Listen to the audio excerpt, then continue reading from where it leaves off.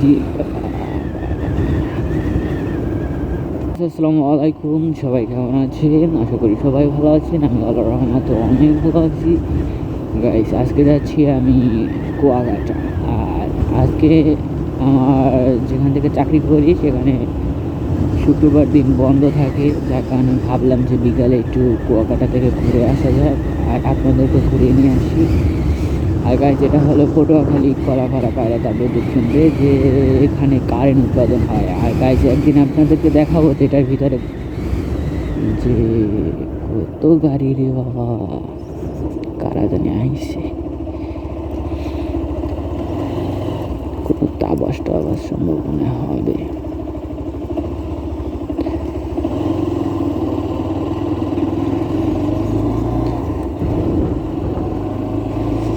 আর চলেন গাইস, আমি একদিন আপনাদেরকে দেখাবো যে এটার ভিতরে যে কিভাবে কিভাবে কারেন্ট উৎপাদন হয়, কি কি কাজ, কারেন্ট উৎপাদন করতে কি কি জিনিস লাগে।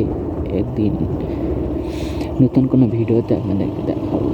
সো গাইস, রাস্তাটা যা লাগে রাত্রে রাত্রে খুব সুন্দর লাগে, মানে চারোদিকে লাইট থাকে, দেখতে খুব ভালোই লাগে। একদিন রাত্রেও আপনাদেরকে ভিডিও করে দেখাবো নতুন কোনো ভিডিওতে।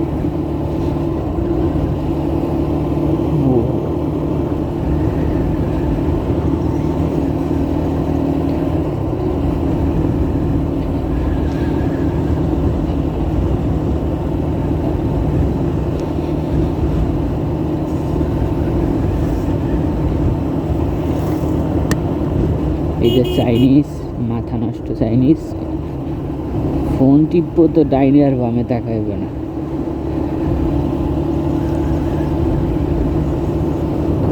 এটা হলো কুলিং টাওয়ার। এই যে কুলিং টাওয়ারটা দেখতে পাচ্ছেন গাইস, ভিউ কি ওয়াও, অস্থির। ভিউটা সবচেয়ে ভালো হয়েছে রাত্রে দেখতে, ভিউ আছে রাত্রে যে লাগে অস্থির লেভেলের লাগে।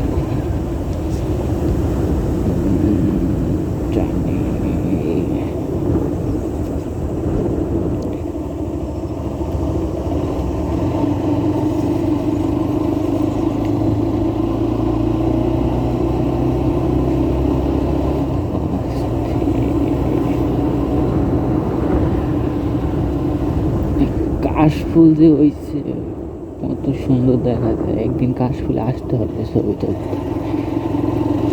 আর এখানে কিন্তু অহরহ মানুষ চাকরি করে, হাজার হাজার মানুষ। বিশেষ করে আমাদের বরিশালের কিছু মানুষদের কাছে, যারা বরিশালে আছেন তাদেরকে কিছু বলতে চাই। যেমন আমাদের এই যে এত বড় পাওয়ার প্ল্যান্টটা, এটা কিন্তু রাজত্ব করে সিরাজগঞ্জের কিছু অসত্য লোক আছে, তারাই।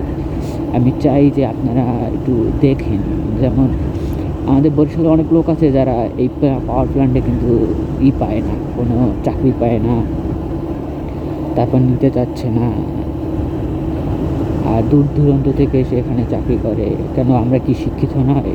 কিছু কিছু ইঞ্জিনিয়ার আছে এই পাওয়ার প্ল্যান্টে, যারা আপনার ইংলিশে ইঞ্জিনিয়ারটা বানানো ঠিকমতো করতে পারে না, কিন্তু তারাও একটা ইঞ্জিনিয়ার।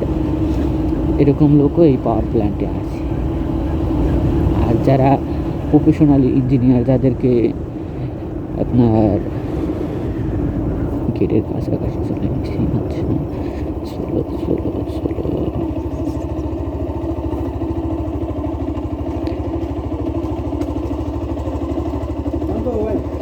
নামতেই যাবে।